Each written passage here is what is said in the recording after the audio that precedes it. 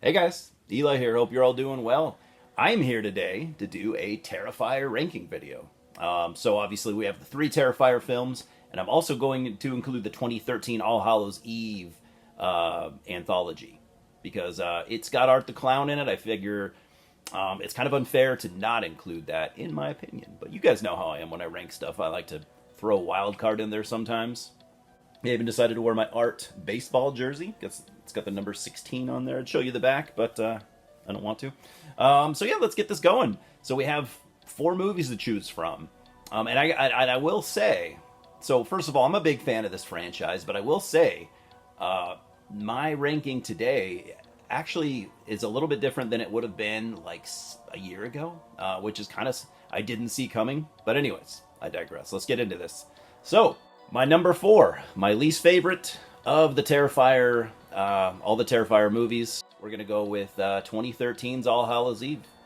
Though I'm putting this at the very, very bottom, I still like this movie. I still think it's really fucking cool. Not all of the shorts or segments, whatever you want to call them, not all of them are good. Some of them are almost totally skippable. But the stuff with Art the Clown is actually pretty awesome, especially the final segment. That is the most brutal and the most Art the Clown segment of them all. Although he's in some other ones, and those are pretty cool too. The final one is great. The final one is basically like, it's very much pre-Terrifier. In fact, a lot of that stuff could have been in the first Terrifier movie. So I like it. It's uneven, but it shows, some of Damien Leone's promise. And yeah, man, I have no problem with busting this out from time to time. I think it holds up pretty well for what it is. For my third choice, I'm going to go for 2024's Terrifier 3, which I almost hate to say. I almost hate to put it this low because I really do really like this movie. Honestly, it has some of my favorite Art the Clown moments. Like, he is so much more funny. Like, he's always been kind of funny, but he's so much more funny in this movie. That scene with Santa Claus just blew my mind all year long, or at least, after I saw it for the rest of the year. And into early 2025, I was like still watching clips of that. I just think that scene was so great. The gore effects, which, let's be honest, if you're a fan of Terrifier, I would think you're first and foremost a fan of art and the gore. And that's kind of, for me, that's kind of all I really need. And the effects are, by the way, I've reviewed all these movies on my channel here, so I'm not going to go super super in depth in any way with any of them. So if you want to hear me talk a little more about them, you can check out my reviews. But anyways, so yeah, the gore is very much ramped up here. Damien, instead of doing all the stuff himself this time, he did bring in some people to help him. So he had a bigger budget to work with. So the gore looks top notch.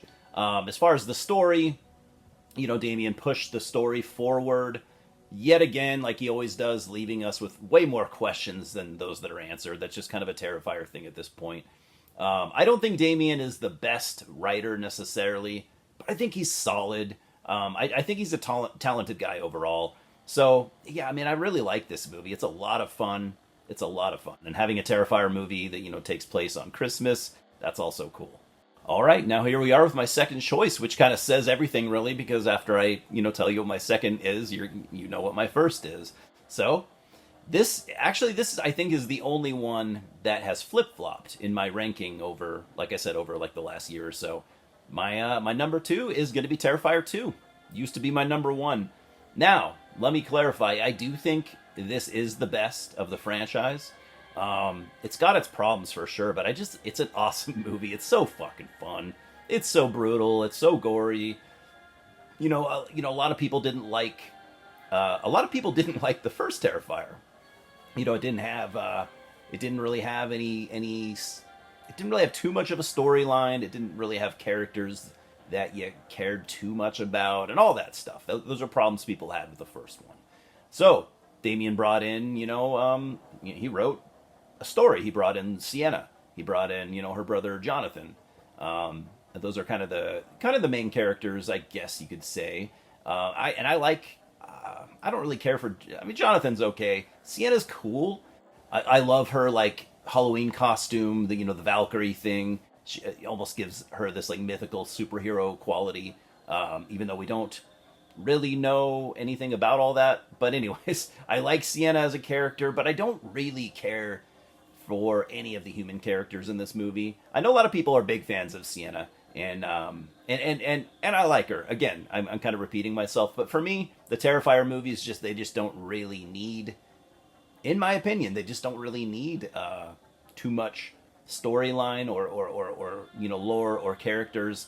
I am kind of cool with Art the Clown's lore. I guess I'm kind of okay with that because just for the fact that he does kind of like change from movie to movie. So I don't know. I guess what I'm getting at is as far as the lore and storyline stuff, I'm kind of torn because I don't find it interesting enough to really care too much.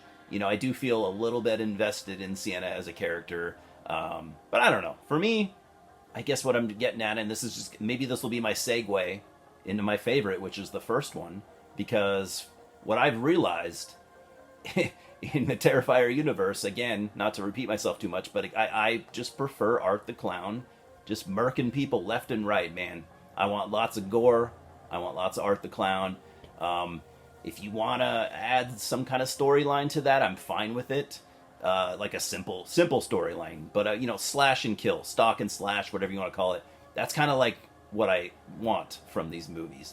Don't get me wrong, I am looking forward to seeing where Damien's going to take it with Terrifier 4, because he doesn't really want to do any Terrifier movies after that, so he's going to wrap things up, and apparently it's going to be a pretty crazy storyline and a weird, all kinds of stuff explained, I guess, and that's awesome. I am curious. But I don't know, I over the years, the simplicity of the first film there's something charming about it to me.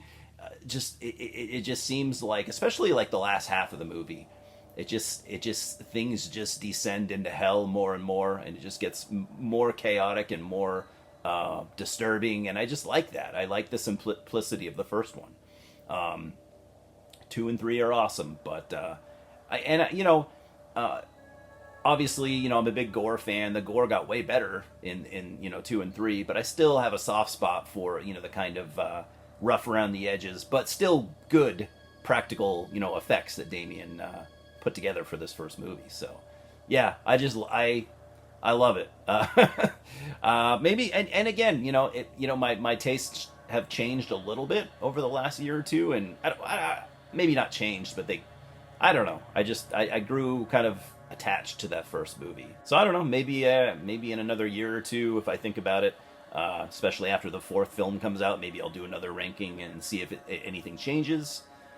Maybe I'll prefer the second one again, but for now, it's the first film. Is the one that I'm probably going to reach for the most if I want to rewatch any of these in the near future. So, anyways, what do you guys think? I would love to hear your thoughts, and I would love to hear your ranking. If you want to include all Hallows Eve like I did, go ahead and do that. But yeah, let me know what you think, and we'll talk soon. Cheers, guys, and I'll see you at the multiplex. Subscribe right now, please.